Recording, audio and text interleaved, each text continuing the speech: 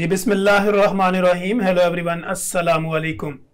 मैं हूं आपका होस्ट डॉक्टर तनवीर अरशद चौधरी। आप देख रहे हैं program health special on special TV. जैसा कि हमारे तमाम नाजरीन को पता है कि हमने हमेशा अपने प्रोग्राम के अंदर डिफरेंट स्पेशलिटी के डॉक्टर्स को बुलाया और फिर हमने कोशिश की कि हर बीमारी के ऊपर डिटेल डिस्कशन की जाए, डिटेल उसकी गुफ्तगू की जाए।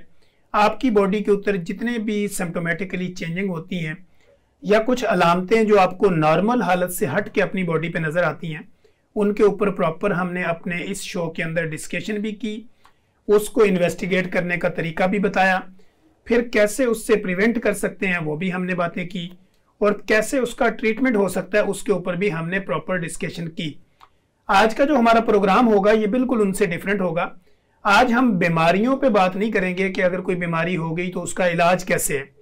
आज हम ये बात करेंगे कि बीमारियों से बचाव कैसे मुमकिन है, कि आप किस तरह अपनी बॉडी को सेहतमंद रख सकते हैं, तंदुरुस्त रख सकते हैं, तवाना रख सकते हैं, और किस तरह आप अपनी इम्यूनिटी को इम्प्रूव कर सकते हैं, और किस तरह आप अपनी बॉडी के दिफाई निज़ाम को एक्टिवेट रख सकते हैं ताकि आने वाली कोई भी बीमारी आपकी बॉडी के ऊपर जो फौरन बॉडी अटैक करे तो वो आपकी बॉडी को डिस्टर्ब ना करे और आप बीमारियों में कन्वर्ट ना हो।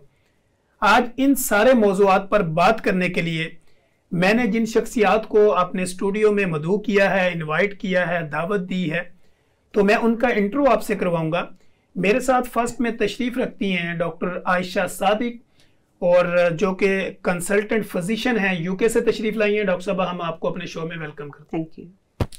उसके साथ हमारी most popular, most famous assistant professor doctor Fatima Majeed तशरीफ रखती हैं, जो कंसल्टेंट पब्लिक हेल्थ हैं पंजाब यूनिवर्सिटी से। डॉक्टर साहब, हम आपको भी अपने शो में वेलकम करते हैं। थैंक यू डॉक्टर साहब। तो नाजरीन, आज हम बात ये करेंगे कि आपने अपनी बॉडी को बीमारियों से कैसे बचाना है, चूँकि आप किस तरह अपनी बॉडी के अंदर अपनी डाइट के ज़रिए, अपनी फिजिकल एक्टिविटी के ज़रिए, अपनी पानी की कमी को पूरा करके, अपनी बॉडी को एक्टिवेट रख के आप बीमारियों से किस तरह अपने आप को बचा सकते हैं।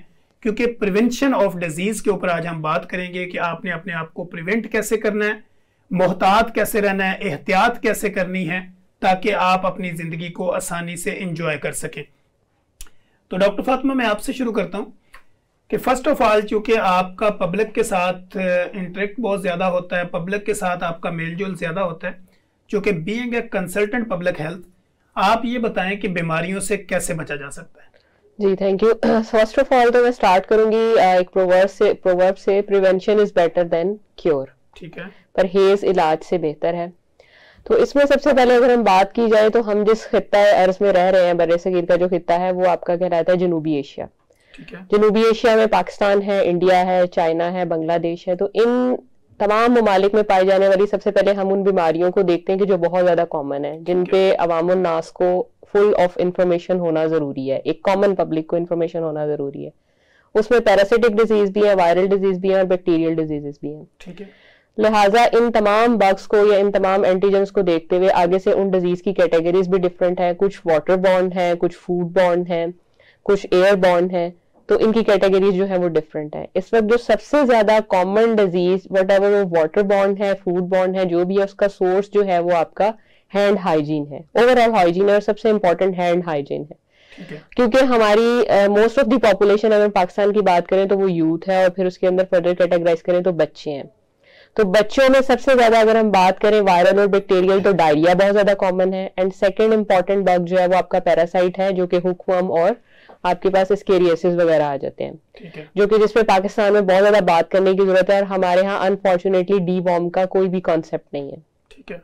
लिहाजा अवामुन नास को जो सबसे ज्यादा, इवन जो हमारे जर्नल प्रैक्टिशनर्स हैं, उनकी भी जो डेली प्रैक्टिस में लोग आते हैं, इंटरेक्ट करते हैं डिफरेंट बीमारियों से रिलेटेड, तो सबसे ज्यादा हमें हाइजीन पे कम्युनिकेट करने की जरूरत है, लोगों को हाइजीन पे एजुकेट करने की जरूरत है, और स्पेसिफिकली हैंड हाइजीन पे जो है वो हमें बहुत ज्यादा बात करने की जरूरत है। अगर हम हैंड हाइजीन से ही अपनी प्रैक्टिस को शुरू कर दें और उसको कह लें कि एक पॉलिसी का पार्ट बना दें और प्रॉपर उसको लोगों को एजुकेट कर दें, और अपने ग्राउंड लेवल कम्युनिटी को एक पब्लिक मैसेज चला जाए और उसकी वाकई इम्प्लीमेंटेशन भी स्टार्ट हो जाए, तो हम इन तमाम कैटेगरीज की जो बीमारियां हैं, वटएवर वो वायरल हैं, बैक्टीरियल हैं, पैरासिटिक हैं, तो हम इनसे निजात हासिल कर सकते हैं। जी डॉक्टर साहब, जैसे आपने देखा है कि हमारी जो डॉक्टर फातिमा मजीद बड़े ज़बरदस्त अंदाज में उन्होंने इस खित्ते की बात की। आप चूंकि ट्रेवल करती रहती हैं दुनिया में और आपका चूंकि कंटिन्यूसली अगर स्टे देखा जाए तो वो भी यूके जैसे डेवलप कंट्री के अंदर है, तो आप क्या फील करती हैं कि वहाँ बीमारियों से कैसे लोग अपने आप को महफूज रखते हैं और यहाँ के लाइफस्टाइल में क्या फ़र्क है? First of all thank you for invited me on your show. Infection से बचने के लिए आपको इन्फेक्शन कंट्रोल जैसे कि ग्लव्स पहनना, एप्रन पहनना और डिस्टेंस रखना मरीज के साथ, ये बहुत ज़रूरी है। ठीक है। तो जैसा कि डॉक्टर साहबा ने कहा, हैंड वॉश, अपने कपड़े चेंज करके जाएं या वार्ड में या किसी मरीज़ के पास जाएं तो अपने कपड़े चेंज करें, डिस्टेंस में रहें, तो दैट्स द बेस्ट वे। ठीक है। और डाइट पैटर्न जो है ना, वो आपने क्या फील किया? क्योंकि ट्रैवल करते हैं वाला जो पर्सन होता है वो ज़्यादा इन्फॉर्मेशन रखता है, तो डाइट पैटर्न में आपने देखा कि यहाँ पे खाने पीने और यूके के जो खाने का स्टाइल है, इसमें किस तरह जो है वो डिफरेंशिएट करके अपनी इम्यूनिटी को डेवलप किया जा सकता है? देखिए, मैं कंपेयर नहीं करती, यहाँ का फूड और यूके का food is completely different, it's no comparison. यहाँ हर चीज़ फ्रेश है, वहाँ दूसरी कंट्री से आती है हर चीज़, तो हर चीज़ वहाँ पे हाइजीनिक है, एवरीथिंग क्लीन। यहाँ आप खुद करते हैं सफाई उसकी, ठीक है। तो हर चीज़ यहाँ पे ऑर्गेनिक है, वहाँ पे दूसरी कंट्री से आती है, तो हम कंपैरिजन नहीं कर सकते। ये है कि आप मॉडरेशन तरीके से खाएं। ठीक है। कई लोग ओवर ईटिंग करते हैं, ज़्यादा खाते हैं, उनको पता नहीं होता, अवेयरनेस नहीं होती उनको कि क्या चीज़ खानी चाहिए। आपको पूरी तरह अवेयरनेस होनी चाहिए कि क्या फूड आपके लिए बेस्ट है। ठीक है। और इसमें जिस तरह आप देखें पानी का इंटेक, वो पर डे के हिसाब से अगर हम ये देखें कि किसी की डिहाइड्रेशन को अगर कम करना है, क्योंकि डिहाइड्रेशन होगी तो उसके और भी मसाइल होंगे जैसे कॉन्स्टिपेशन है और इस तरह, तो इन चीज़ों से बचाव के लिए आप क्या एडवाइस करती हैं हमारे जितने भी व्यूअर्स हैं, जितने हमें देखने वाले हैं? फर्स्ट ऑफ ऑल आपको 1 लीटर हर बंदे को पानी पीना चाहिए। ठीक है। और देखना चाहिए कि अगर आपको किसी चीज़ का शक है कि ये क्लीन नहीं है, आप घर में बॉईल करें उसे। ठीक है। बॉईल करके ठंडा करके आप जिस तरह भी फ्रिज में रखें या रूम टेम्परेचर में रखें, दैट्स अप टू यू। ठीक है। लेकिन आप मेक श्योर कि वो क्लीन हो वाटर जो आप पिए। ठीक है। और आप ये कहती हैं कि पर डे जो है वो 1 लीटर पानी 1 से 2 तक पी सकते हैं आप पानी, लेकिन according to the temperature. Yes, अगर आपका गर्मी है तो पानी का इंटेक बढ़ जाएगा। ये वो अप टू यू, हर एक का लेवल डिफरेंट होता है, हर एक की बॉडी डिफरेंट है। ठीक है।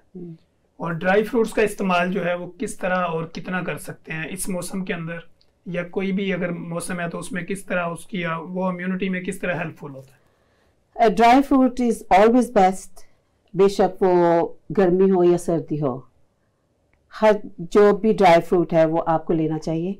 ठीक है। मॉर्निंग में, time and place for everything, morning में आपको लेना चाहिए ड्राई फ्रूट, तो it's the best time. Being a medical expert, आप क्या समझती हैं कि जिस तरह आपने अपने आप को मेंटेन रखा हुआ है, तो आप पब्लिक को क्या मैसेज देती हैं कि आपका दिन का आगाज कैसे होता है, फिर सारा दिन आप क्या इंटेक करती हैं? First of all is good food,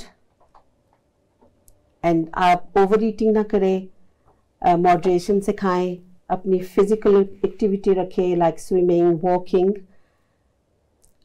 gym, अगर जिम नहीं जा सकते तो आप वॉक तो कर सकते हैं, अगर वॉक नहीं कर सकते तो आप स्विमिंग जा सकते हैं। तो अगर आप खड़े होके एक्सरसाइज नहीं कर सकते, फिजिकल एक्टिविटी आप बैठ के कर सकते हैं, लेकिन फिजिकली एक्टिविटी आपको ज़रूर करनी चाहिए। और मॉडरेशन में खाएं, और टाइम सुबह को खाएं, दोपहर में हल्का खाएं, रात को बिल्कुल कम खाएं, और सोने से 3 घंटे पहले आप खाएं। ठीक है। और कार्बोहाइड्रेट का जो लेवल है आपके खुराक में उसको ज़रा कम रखें। ठीक है। प्रोटीन और फाइबर का इंटेक, प्रोटीन फाइबर आप लें। तो sugar is bad for us, sugar is very bad, but आप नेचुरल शुगर ले सकते हैं, जैसे कि फ्रूट में है, एप्पल में अलॉट शुगर, ऑरेंज में बहुत शुगर है, खजूर ले लें आप, क्योंकि शुगर भी हमें चाहिए हमारी बॉडी के लिए। लेकिन आप चाहते हैं कि प्रोसेस फूड ना हो, नेचुरल फूड हो? नेचुरल फूड हो, नेचुरल ओपन फूड हो, नेचुरल फूड हो, तो इज़ द बेस्ट। जी नाज़रीन, जैसे आपने देखा कि हमारे पैनलिस्ट बड़े ज़बरदस्त अंदाज के अंदर अपने डाइट पैटर्न भी आपको बता रहे हैं और आपकी अपनी इम्यूनिटी को बूस्ट अप करने के लिए क्योंकि आपका दिफाई निज़ाम मजबूत होगा तो आपकी बॉडी मजबूत होगी, और कोई भी बीमारी अगर आपके ऊपर अटैक करेगी तो आपकी इम्यूनिटी अगर एक्टिवेट है और इम्यूनिटी आपकी बूस्ट अप है, इम्प्रूव है, या दिफाई निज़ाम अगर आपका स्ट्रॉन्ग किस्म का है, तो कोई भी बीमारी आपके ऊपर जल्दी अटैक नहीं कर सकती। तो हमारी चूँकि जो पैनल में मैंने जैसे आपको पहले बताया कि मोस्ट पॉपुलर, मोस्ट फेमस जो हमारी consultant public health doctor Fatima Majeed हैं, तो वो बेसिकली चूँकि बहुत ज़्यादा अबूर रखती हैं, चूँकि पब्लिक की नब्ज़ के ऊपर उनका हाथ होता है, चूँकि वो डिफरेंट सेमिनार्स करती हैं और पब्लिक के साथ उनका मेल जोल बहुत ज़्यादा होता है, और डिफरेंट जो हमारी इस एरिए की जो कम्युनिटी होती है उनके साथ उनका लेजोन बहुत ज़्यादा होता है। तो डॉक्टर साहब, मैं जैसे कि आपकी मैं किस किस एक्सपर्टी की बात करूं, अगर मैं वायरल डिजीज़ पे करूं आप उस पर भी माशाल्लाह एक्सपर्ट हैं, अगर मैं बैक्टीरियल पे करूं या मैं कोई भी मौसमी अगर वेदर चेंजिंग के ऊपर करूं, इवन के जैसे हमने फोग स्मोक ये, तो आपकी एक्सपर्टी जो है वो अनलिमिटेड है। तो हम चूंकि वो कूजे के अंदर जैसे कहते हैं ना कि समुंदर को और उसमें लेने वाली बात कर रहे हैं, तो हम ये चाह रहे हैं कि आपकी जो एक्सपर्टी है इसका पब्लिक को फायदा पहुंचे। तो पब्लिक को अपने आप को बीमारियों से बचाना है, वो वायरल डिजीज हो या बैक्टीरियल हो या कोई भी वेदर चेंजिंग डिजीज हो, तो आप पब्लिक को किस अंदाज में एंगेज करेंगी कि वो अपने आप को हर मौसम में फिट रख सके? इसमें डॉक्टर साहब यही है कि जैसे अल्हम्दुलिल्लाह पाकिस्तान में रहते हुए हम 4 मुख्तलिफ मौसमों से जो है वो ब्लेस्ड है, जिसमें मौसम गर्मा भी है, बहार भी है, खिज़ां भी है और सीजन है, डिफरेंट सीजन है।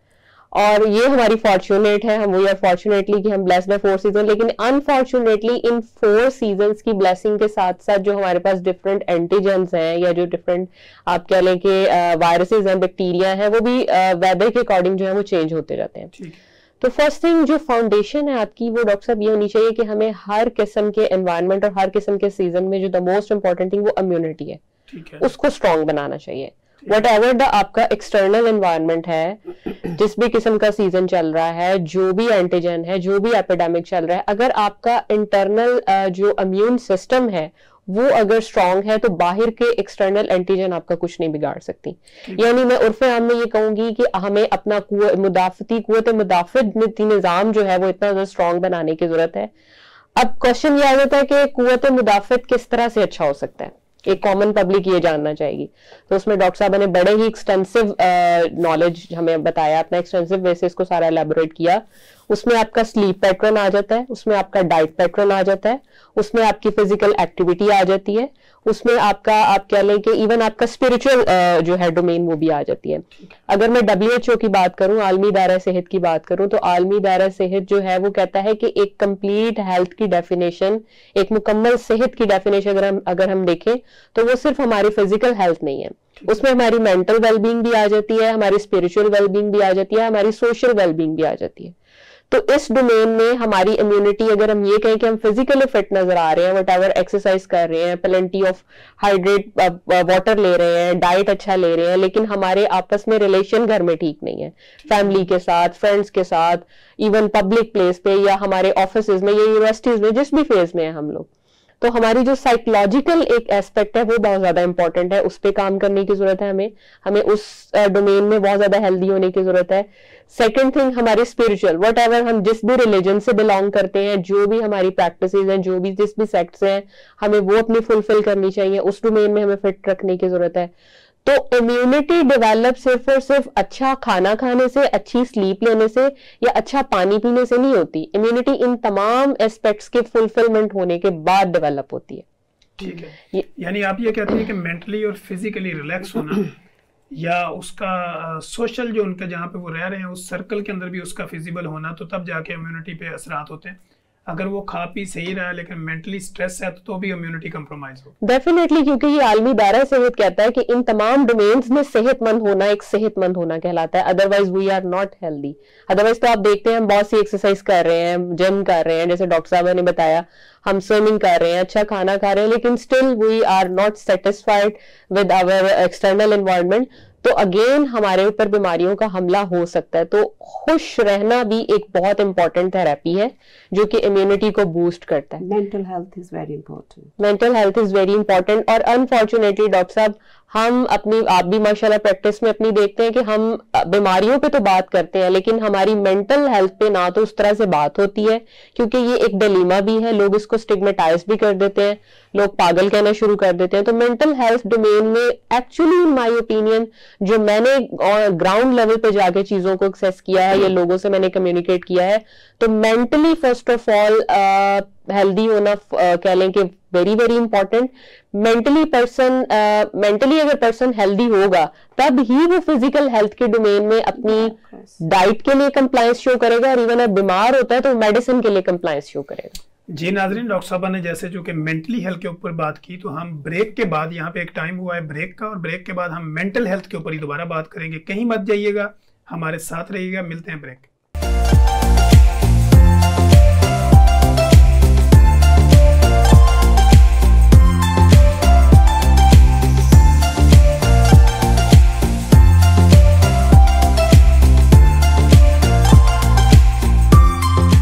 जी वेलकम बैक नाजरीन। जैसे कि आपने देखा है कि डॉक्टर फातिमा जो चूंकि वो मेंटल हेल्थ के ऊपर बात कर रही थी, कि मेंटल हेल्थ बहुत ज़रूरी है, क्योंकि अगर आप स्ट्रेस में हैं, डिप्रेशन में हैं, एंजाइटी में हैं, आप मेंटली डिस्टर्ब हैं, तो आपकी जो ज़िंदगी होती है, जो लाइफ होती है, वो बेमज़ा हो जाती है। अब अपनी ज़िंदगी को कैसे मज़ेदार बनाया जा सकता है और कैसे अपनी लाइफ के अंदर से स्ट्रेस को निकाला जा सकता है, इस पर बात करेंगे हम डॉक्टर आयशा के साथ। डॉक्टर आयशा, आप बताएं कि मेंटल हेल्थ जो है, जैसे डॉक्टर साहब ने बताया कि बहुत ज़रूरी है। अब चूंकि यहाँ पे लोगों के इकोनॉमिकल पोजीशन के भी कई मसाइल होते हैं, जॉबलेस होना या इसके अलावा उनका किसी रिश्ते में एंगेज ना होना या रिश्ते का ब्रेकअप हो जाना, ये सारी ऐसी सिचुएशंस होती हैं जहाँ पे लोग आके मेंटली स्ट्रेस, डिप्रेशन, एंजाइटी, तो हम कैसे अपने आप को नॉर्मल लाइफ में ला सकते हैं? आपका मतलब है कि हम कैसे इम्प्रूव कर सकते हैं, इम्प्रूव कैसे कर सकते हैं और निकल कैसे सकते हैं इस सिचुएशन से? सबसे पहले तो मैं ये कहूंगी कि communication is big skill. Sometime आपने देखा होगा कि कोई इतना बीमार नहीं होता, जब डॉक्टर के पास जाता है तो डॉक्टर से बात करता है तो वो कहते हैं डॉक्टर साहब मैं तो ठीक हो गया हूँ, मुझे तो कोई बीमारी नहीं है। इसका मतलब है कि डॉक्टर के साथ उसकी कम्युनिकेशन स्किल ना, ये आपने हमारी कम्युनिकेशन में देखा है, वेल डेली बेसिस ये। तो मेंटल हेल्थ को इम्प्रूव इस तरह किया जा सकता है कि आप कम्युनिकेट करें किसी के साथ, काउंसलिंग करें किसी के साथ, अपने दिल का हाल बताएं, जिसके साथ आप कंफर्टेबल फील करते हैं अपने आप को, तो अपनी सिचुएशन बताएं, जाहिर करें। तो ऑब्वियसली जैसे डॉक्टर साहिबा ने कहा कि मेंटल हेल्थ आपकी सही होगी तो सब कुछ ठीक होगा। आप खाएंगे भी, आप फिजिकल एक्टिविटी भी करेंगे, आपकी स्लीप भी बेटर होगी।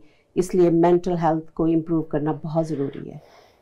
ठीक है, वो कैसे हम कर सकते हैं? यानी एक बंदे के पास कोई सोर्स नहीं है, समटाइम सोर्स ऑफ इनकम नहीं है, समटाइम उसके फाइनेंशियल प्रॉब्लम है और समटाइम फैमिली इश्यूज हैं।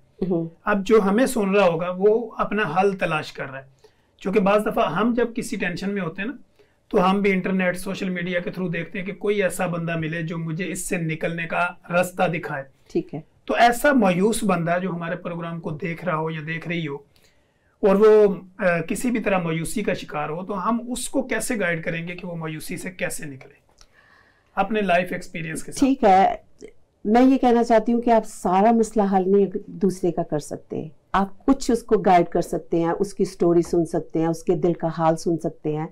आप जहाँ तक भी हो सके उसकी जैसे भी हेल्प कर सकते हैं आप करें। एटलीस्ट कम्युनिकेशन करके उसको बहुत इस बात से फ़र्क पड़ेगा। आप उसके लिए कुछ हल नहीं करेंगे, लेकिन आप उसके लिए फेवर कर रहे हैं कि उसकी आप सुन रहे हैं बात, तो थोड़ा सा उसे गाइड भी कर सकते हैं, थोड़ा सा उसको पॉजिटिव वे भी उसे सिखा सकते हैं कि भाई life is know all about money, life is know all about relations, आप अपने तरीके से उसे समझा सकते हैं। मतलब आप कहती है कि counselling is the best way. Counselling is the best way कि अगर कोई बंदा किसी जगह पे स्टक हुआ हुआ है, उसको वहां से निकालें, थोड़ा मूव ऑन करें, उसके साथ गपशप करें, लेज ऑन करें, थोड़ा सा उसके साथ खाएं पिएं। It's human nature. जब आप किसी के साथ बात करते हैं तो आपके दिल का हाल ज़ाहिर हल्का होता है, आप बताते हैं अगले को सिचुएशन, वो भी बात करता है, तो इस नेचुरल टेबल टॉक जो है ना, वो हर मसले का हल है। Yes, communication is the skill. और आप ये क्या समझती हैं कि ऐसे लोग जो बिल्कुल अपने रिश्तों से मायूस हो चुके हैं या वो मुआशरे से मायूस हुए हुए हैं, तो उनको जब हम नॉर्मल स्ट्रीम में अपने साथ मिलाने की कोशिश करें, तो उनको हम किस तरह डेवलप करें, अपने साथ किस तरह एंगेज करें? ये एक दिन का प्रोसीजर नहीं है, आप इसको लॉन्ग टर्म ट्रीट कर सकते हैं, उनकी सुन सकते हैं बात, उनको गाइड कर सकते हैं। अगर उनको कोई मेडिकेशन की ज़रूरत है आप प्रोवाइड कर सकते हैं उनके लिए, तो कोशिश कर सकते हैं। अगर मैं यही सवाल करूं कि अगर यही बात मैं यूके की बेस पे करूं तो वहाँ पे काउंसलिंग का क्या तरीका है? वहाँ पे is a lot people in depression. बड़े रीज़न है उनके डिप्रेशन में जाने के लिए, फाइनेंशियली भी है और भी है, परदेश में है, दूसरी कंट्री में रह रहे हैं, फैमिली यहाँ पे है, is lots of reasons. But वो भी काउंसलिंग में जाते हैं, उनकी भी सुनते हैं, वो भी डॉक्टर के पास आते हैं, अपना बताते हैं कि we going through this, how should we handle this, and guide करते हैं उनको भी। यानी उसमें साइकोलॉजिस्ट का वहाँ पे क्या रोल होता है? वो यही रोल होता है कि उनकी सुनते हैं, बात करते हैं, सुनते हैं, लाइक कम्युनिकेशन। ठीक है। और आप ये समझती हैं कि मेडिकेशन से ज़्यादा कम्युनिकेशन स्किल जो है वो आपको अपने आप को रिलैक्स करने के लिए ज़रूरी है? पहले तो आप कम्युनिकेशन से शुरू होते हैं, तो मेडिकेशन तो फिर एंड की बात है। डिपेंड करता है कि हाउ डिप्रेस्ड पर्सन आ, कि उसकी रीज़न क्या है, या क्या रीज़न है उसकी। तो आप जब वहाँ पे यूके में आप देखते हैं कि आप लोग जब लोकम पे जाते हैं, जॉब पे जाते हैं या होम विजिट पे जाते हैं, तो वहाँ पे आपको डिप्रेशन ज़्यादा मिलता है बनिस्बत यहाँ के?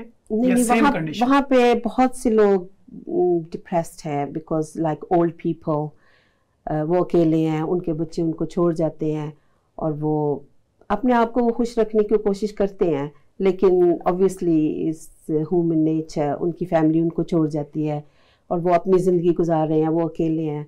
एंड जब हम उनके पास जाते हैं, बात करते हैं उनसे, तो वो कहते हैं कि we feel happy, we feel better. तो इसलिए मैं कह रही हूँ कि communication is the big skill.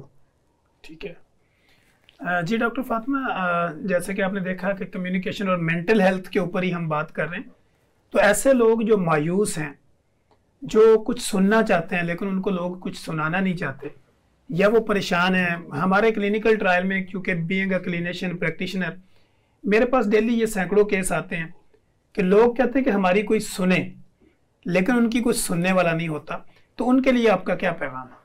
Doctor साहब, बड़ी खूबसूरत बात कही आपने। जैसे कि आपने कहा मेरे पास सैकड़ों लोग आते हैं। अब यहाँ थोड़ा सा मैं ये क्लियर करना चाहूंगी कि देखिए मार्केट में बहुत माशाल्लाह काबिल डॉक्टर मौजूद हैं, आपका फील्ड है ये हम सबका, लेकिन वहां पे लोग क्यों नहीं ज्यादा अट्रैक्ट होते? इसलिए कि आप लोगों से बात करते हैं, आप लोगों को टाइम देते हैं, और आजकल के दौर में जो सबसे ज्यादा इंपॉर्टेंट चीज है वो मेरा ख्याल है वो टाइम है, जो हम दूसरे को दे सकते हैं। और बीइंग अ मसीहा, जो कि डॉक्टर को कहा जाता है कम्युनिटी के लिए, स्पेशली उस सिचुएशन के अंदर, अगर हम साइकोलॉजिकल पॉइंट ऑफ व्यू में देखें, जब मरीज सब कुछ कह लें कि छोड़ चुका होता है और एक सफरिंग की पोजीशन में होता है, जिसको इवन उसके घर वाले भी सुनने के लिए रेडी नहीं होते, और स्पेशली वो फिजिकली सफरर भी है और मेंटली सफरर भी है, और वो जब उठ के आपके हॉस्पिटल तक आता है, आपके क्लिनिक तक आता है, और आगे आपको पाता है वो कि आप उसको 10 मिनट देते हैं, 15 मिनट देते हैं, जिसमें आपका ना सिर्फ मेडिकल का सेशन भी होता है, मेडिसिन रिलेटेड सेशन भी होता है, साइकोलॉजिकल सेशन मुझे लगता है उससे ज्यादा कहीं वेटेज रखता है इस पूरी आपकी उसकी कम्युनिकेशन में। तो इसीलिए क्योंकि आप उसकी बात सुनते हैं, इसलिए सैकड़ों लोग आपके पास आते हैं, रादर देन हमारे पास बहुत काबिल डॉक्टर हजरात मौजूद हैं कम्युनिटी के अंदर। अच्छा, इसका मतलब आप ये समझ रही हैं कि मैं काबिल नहीं हूँ? जस्ट ऑन नहीं डॉक्टर साहब, यू हैव, मतलब वो आपकी एक अलग डोमेन है, लेकिन जो जिस तरह किस्म की कम्युनिटी में हम रहते हैं, स्पेशली रिसोर्स लिमिटिंग सेटिंग के अंदर हम रहते हैं, और आप कह लें कि हमारा जहाँ पॉवर्टी लाइन से हम लोग नीचे एग्जिस्ट कर रहे हैं, लोगों के पास एक टाइम का खाना खाने के लिए पैसे नहीं है, तो जब लोग आपके सेटअप पे उठ के आते हैं, आपकी मेडिकल एक्सपर्टीज तो एक तरफ, लेकिन जो आप में इंपॉर्टेंट टाइम दे रहे हैं, दैट मैटर्स अलॉट, जिसकी वजह से लोग आपके पास जो है वो अट्रैक्ट होते हैं। तो मेरा मैसेज, जैसे कि आपने भी कहा है कि क्या है उन लोगों के लिए, मेरा मैसेज यही है कि ऐसे तमाम डिप्रेस्ड लोग जो कि due to job, due to unemployment, due to food, किसी भी रीजन की वजह से जो इस वक्त सोसाइटी में डिप्रेस है, उनको चाहिए कि वो बात करना स्टार्ट करें।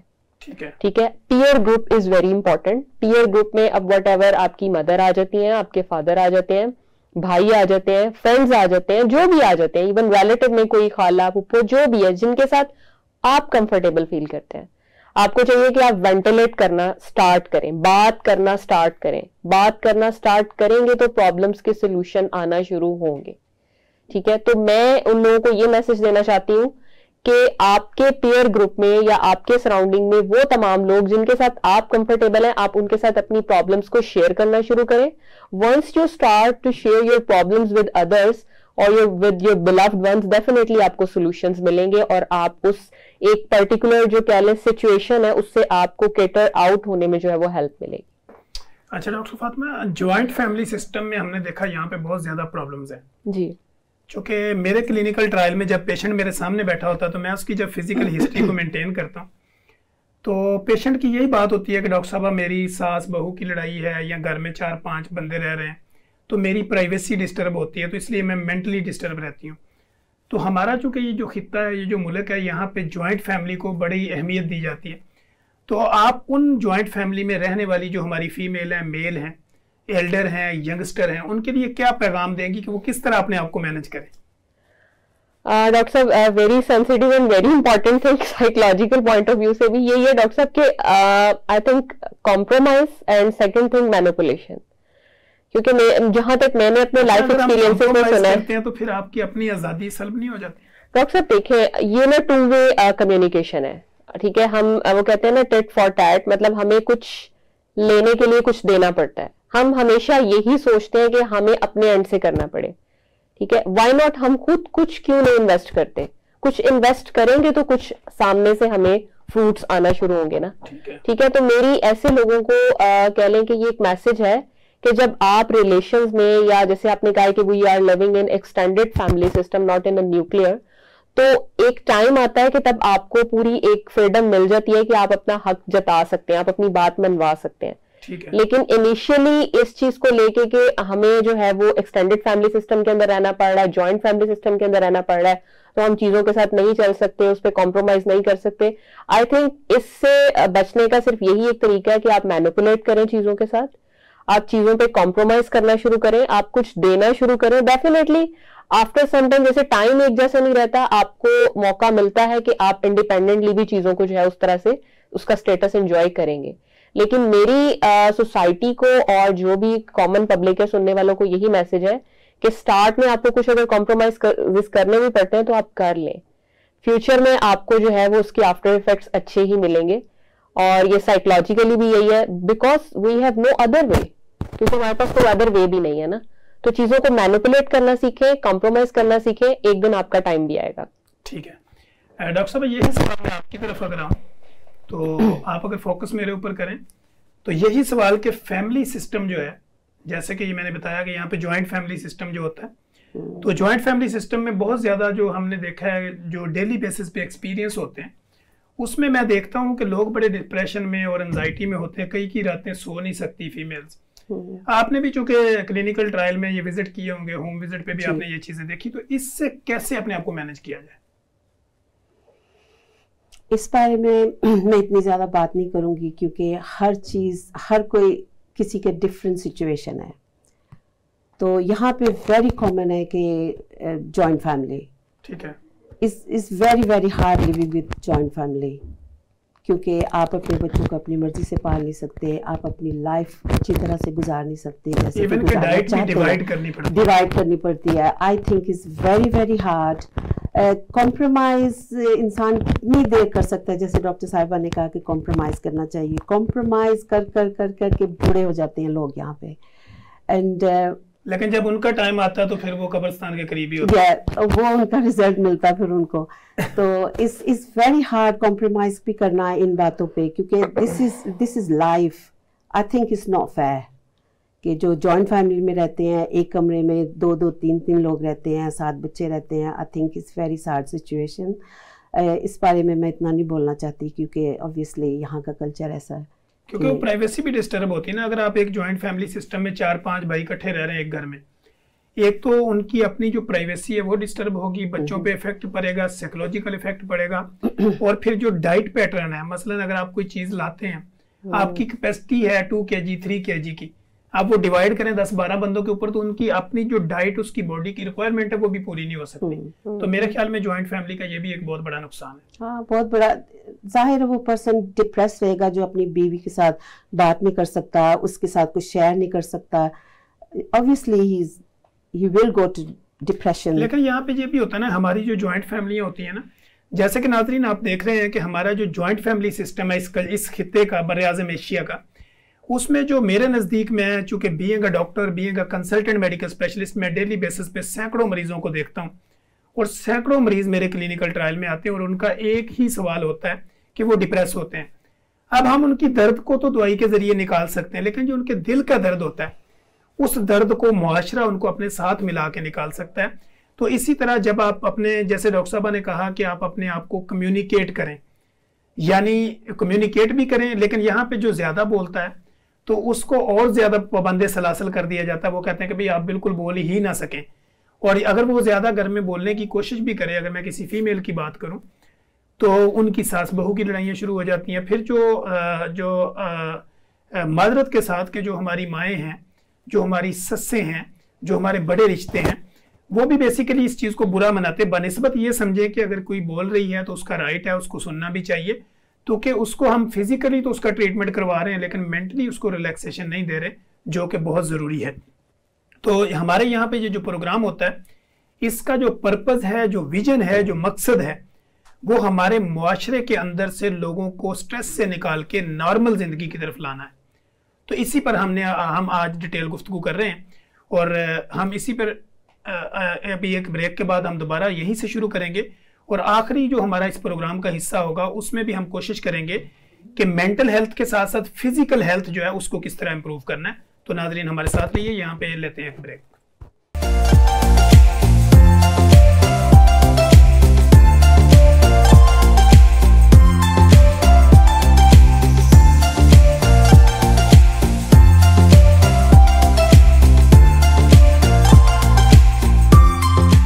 जी नाजरीन वेलकम बैक। जैसे कि हमने यहीं पे अपनी बात को छोड़ा था ब्रेक से पहले कि मेंटल और फिजिकल हेल्थ ये कितनी ज़रूरी है। आज का जो हमारा पूरे का पूरा प्रोग्राम है वो इसी के ऊपर है कि बीमारियों से अपने आप को कैसे बचाएं।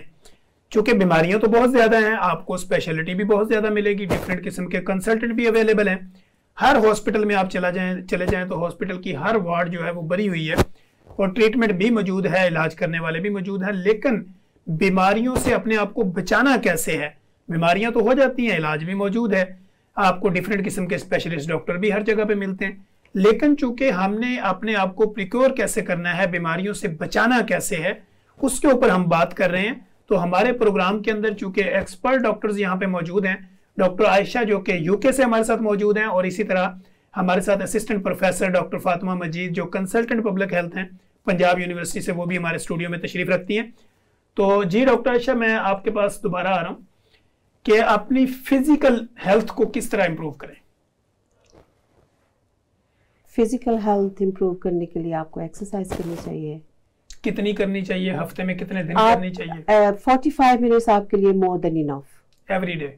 एवरी डे, ठीक है। अगर आप 1 आवर करते हैं 60 मिनट, तो आपको 3 टाइम अ वीक करनी चाहिए एक्सरसाइज।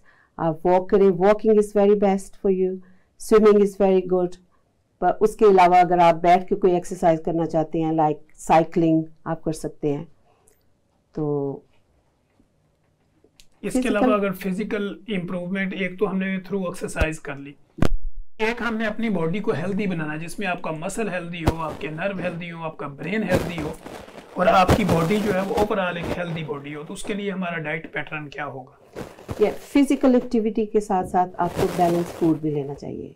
ठीक है, इसमें फ्रूट भी हो, कार्बोहाइड्रेट भी हो, प्रोटीन भी हो, और फाइबर इज वेरी इंपॉर्टेंट। अगर हम फाइबर की बात करें तो फाइबर हमारे नाजरीन के लिए कि उनको कहाँ से फाइबर मिलेगा? फाइबर आपको फ्रूट से मिल सकता है, आपको खजूर से मिल सकता है फाइबर, लेकिन आप कार्बोहाइड्रेट को 3rd हिस्से में रखें। ठीक है, फ्रूट, नट्स लें आप, फ्रूट लें आप, प्रोटीन जैसे एग है। मैंने बहुत से लोगों से सुना कि मैं एग नहीं खाता बिकॉज वो गर्म है। आई डोंट अंडरस्टैंड कि गर्म है तो उसका। अच्छा, मेरे क्लिनिक में कोई आके ये कहे ना एग गर्म है, तो मैं उससे कहता हूँ आपसे ज्यादा गर्म नहीं है। तो एग गर्म का मुझे आज तक समझ नहीं आई। एक औरत कह रही थी मुझे ब्लड प्रेशर है और मैंने फिश खा ली। Fish is very good for you, उसमें इतने विटामिन होते हैं जो आपकी बॉडी को चाहिए होता है। तो आपको ज़रूर ये चीज़ें रखनी चाहिए, एग्स, फिश और नट्स आपको, और एंड फ्रूट। ठीक है, is very important for your body. ठीक है, यानी आपका कहने का मतलब ये है कि वो जो कार्ब रोटी, नान, खमीरी रोटी, तली हुई चीजें इनसे लेते हैं उनको कट लगाना चाहिए। उनको तली हुई चीजों तो जीरो होनी चाहिए आपके लिए। एंड लेकिन अगर आपने कार्बोहाइड्रेट लेना है तो वो मॉर्निंग में लें आप। ठीक है, सुबह के टाइम में, दोपहर में आप फ्रूट खाएं और रात को आप हल्का फुल्का खाएं, जैसे प्रोटीन और सैलड का इस्तेमाल ज्यादा करें आप। ठीक है, तो ये बैलेंस डाइट है। उसके मिडिल में आप स्नैकिंग ना करें। डॉक्टर साहब, लास्ट में मैं आपके पास आऊंगा तो फिर आपने पब्लिक को एक मैसेज देना है। लास्ट में अभी मैं डॉक्टर फातिमा के पास जा रहा हूँ। डॉक्टर फातिमा, आप मुझे ये बताइएगा हमारी पब्लिक के लिए कि हमने फिजिकल इम्प्रूवमेंट अपनी कैसे करनी है, अपनी इम्यूनिटी को किस तरह डेवलप करना है, इम्प्रूव करना है, ताकि आपको वायरल डिजीज़, बैक्टीरियल डिजीज़ या जो भी आपको छोटे मोटे बुखार या आपका ओवरवेट होना या इस तरह की चीज़ें होती है उससे कैसे बचना जाए। जी डॉक्टर साहब, इम्यूनिटी बूस्टर जो है वो बेसिकली सबसे पहले तो हमारे पास डाइट है, क्योंकि डाइट में जो अगर हम बात करें वो हमें इम्यूनिटी जो है वो डाइट से मिलती है। डाइट अब दो तरह से आती है, वो एनिमल सोर्स भी हो सकता है, वो प्लांट सोर्स भी हो सकता है, और उसमें विटामिन्स भी आ जाते हैं, उसमें हमारे पास मिनरल्स भी आ जाते हैं, उसमें हमारे पास मैक्रो एंड माइक्रो जो एलिमेंट्स हैं वो भी आ जाते हैं। And the most important immunity booster अगर मैं बात करूं तो वो इस वक्त विटामिन्स में विटामिन डी है। वैसे तो ए, बी, सी, के, सी ये सारे ही आपको किसी ना किसी डोमेन में इम्यूनिटी प्रोवाइड कर रहे होते हैं, लेकिन एक बहुत इंपॉर्टेंट विटामिन जिसको के इम्यून बूस्टर भी कहा जाता है वो विटामिन डी है। ठीक है, और विटामिन डी जो है वो उसको हम प्रो हार्मोन भी कहते हैं। ठीक है, और हमारे सारे के सारे हार्मोन्स का जो प्रिकर्सर होता है बेसिकली वो विटामिन डी है। तो विटामिन डी अगर बॉडी के अंदर हेरिडिटी में या ड्यू टू एनी फैक्टर या डिजीज फैक्टर की वजह से डिप्लीशन होना स्टार्ट हो जाए तो we are at state definitely कि हमारे अंदर जो है वो इम्यूनिटी का डाउनफॉल स्टार्ट हो गया है। ठीक है, ठीक है, उसमें अब आपको विटामिन डी का अपटेक कैसे करना है, डेफिनेटली आप सबसे पहले मैंने बताया कि एक तो हमारे पास है एनिमल सोर्स जिसमें हमारे पास फिश आ जाती है, फोर्टिफाइड ओमेगा 3 फैटी एसिड्स आ जाते हैं, फिश आ गई। देन हमारे पास काउ मीट भी आ जाता है, हमारे पास लैम्ब भी आ जाता है। देन अदर सोर्स अगर आप कह लें कि we are living in under developing country, we can't afford, तो आप इसको प्लांट सोर्स पे ले जाएं। हमारे पास दालें हैं, चना है, ठीक है, उसके बाद लोबिया है, मतलब सीरियल्स हैं, ग्रेन्स हैं, हम इससे भी अपनी कमी पूरी कर सकते हैं। ठीक है, जैसे डॉक्टर साहब ने बताया हमारे पास ये जो है ड्राई फ्रूट है। चले आम शख्स के कोई इतनी एक्सेस नहीं है कि वो ड्राई फ्रूट भी खरीद सके, आई अंडरस्टैंड। मेरा ख्याल पीनट जैसे हम मूंगफली कहते हैं फूड्स में, अगर हमें किसी किस्म की कोई और कॉमोबिडिटी नहीं चल रही है एज पर हमारे डॉक्टर्स प्रिस्क्रिप्शन, उसमें बहुत ज्यादा विटामिन डी जो है वो बेस्ट सोर्स है। ठीक है, ग्रीन लीफी वेजिटेबल्स है हमारे पास, पालक है, साग है, ठीक है, इनमें बहुत ज्यादा है।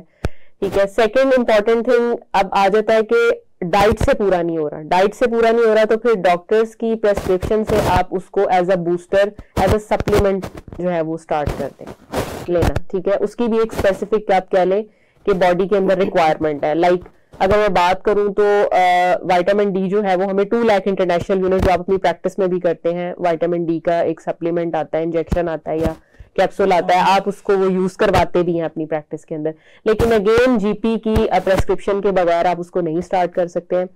अगर नेचुरल सोर्स की अगर मैं बात करूं तो वो हमारे पास सबसे पहले धूप है। ठीक है, धूप भी जो एक रिसर्च बेस्ड अगर मैं बात करूं, if I am not wrong, तो जो फर्स्ट सन राइजिंग के बाद जो है वो 10 to 15 मिनट्स का एक पर्टिकुलर टाइम है जिसमें आपने जो है वो 10 से 15 मिनट जो है वो सन बास्किंग करनी है। देन आपकी बॉडी जो है वो कन्वर्जन करती है विटामिन डी के अंदर स्किन के थ्रू, क्योंकि स्किन में उसकी कन्वर्जन होती है।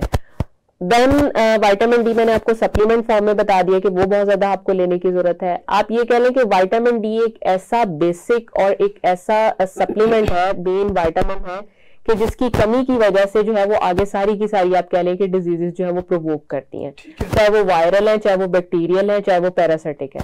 तो हमें अपनी इम्यूनिटी को स्ट्रॉन्ग करने के लिए मेंटल, फिजिकल, स्पिरिचुअल डाइट हमारी प्रैक्टिसेस और विद विटामिन डी सप्लीमेंट, इन सब डोमेन्स को जो है वो उन पे काम करने की बहुत ज्यादा जरूरत है। अनफॉर्चुनेटली डॉक्टर साहब आप भी अपने ट्रायल में देखते हैं और हमारे जीपी भी अक्सर ये काम करते हैं।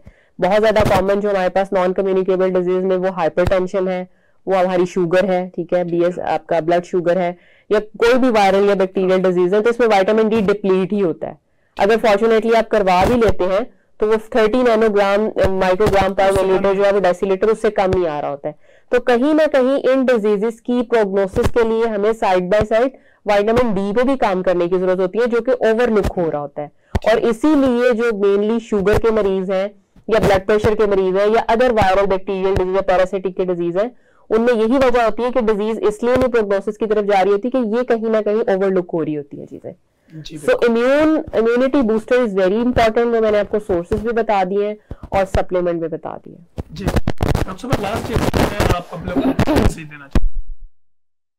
मैं लोगों को ये मैसेज देना चाह रही हूँ कि लाइफ इज वेरी इंपॉर्टेंट। एक ही दफ़ा दुनिया में आना है और अपनी सेहत का ख्याल रखें, जिए और जीने दें हर किसी को। जी नाज़रीन, जैसे आपने देखा कि हमारी बड़ी ज़बरदस्त अंदाज के अंदर ये गुफ्तगू हो रही थी और मेरे स्टूडियो में चूंकि यहाँ पे डॉक्टर आयशा फ्रॉम यूके यहाँ पे मौजूद थी। डॉक्टर साहब, आपका भी शुक्रिया कि आपने टाइम दिया हमें।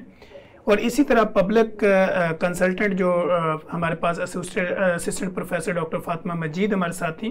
तो डॉक्टर साहब, आपका भी शुक्रिया कि आपको शॉर्ट नोटिस पे हमने बुलाया और आपकी मेहरबानी कि आपने टाइम दिया और पब्लिक को एक अच्छा मैसेज दिया और पब्लिक के लिए एक अच्छी डिबेट, हेल्दी डिबेट की, ताकि पब्लिक को ये पता चले, हमारे जितने भी नाजरीन हैं उनको ये पता होना चाहिए कि जिस तरह की भी बीमारियां होती हैं उससे अपने आप को प्रिक्योर कैसे किया जा सकता है, यानी बीमारियों से अपने आप को कैसे बचाया जा सकता है। और उम्मीद है कि हमारे इस प्रोग्राम के थ्रू आपको काफ़ी सारी चीज़ें जो है वो सीखने का मौका मिला होगा, जिसमें हमने जहनी अमराज के ऊपर बात की, मेंटल हेल्थ के ऊपर बात की, फिज़िकल हेल्थ के ऊपर बात की, आपकी इम्यूनिटी बूस्ट करने के ऊपर बात की और बीमारियों से बचाव के आपको तरीकाकार बताएं कि किस तरह आपने अपनी बॉडी को पावरफुल बनाना है ताकि कोई भी बीमारी या कोई भी वायरस, कोई भी बैक्टीरिया आपकी बॉडी पे अटैक करे तो आपकी बॉडी उसको एक अच्छा और हेल्दी रिस्पॉन्ड करे। तो उम्मीद है आपको हमारा प्रोग्राम पसंद आया होगा। हम इंशाल्लाह कोशिश करेंगे कि अपने नेक्स्ट प्रोग्राम के अंदर नए पैनल के साथ नई डिस्कशन करेंगे। तब तक के लिए इजाज़त दीजिए। अल्लाह हाफिज़।